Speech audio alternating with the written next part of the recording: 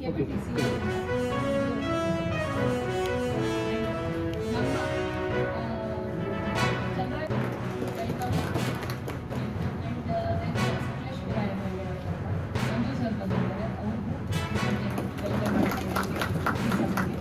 ಆದ್ಮೇಲೆ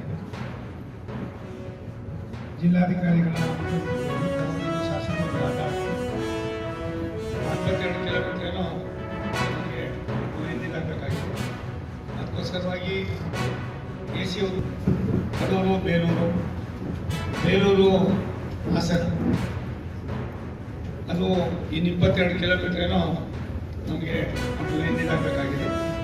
ಅದಕ್ಕೋಸ್ಕರವಾಗಿ AC ಅವರು ಗೊತ್ತಿದೆ. ನಾವು ಬೇಲೂರು ಹಾಸನ 503 ಎಕರೆ ಏನೋ ಆಗಬೇಕಾಗಿದೆ.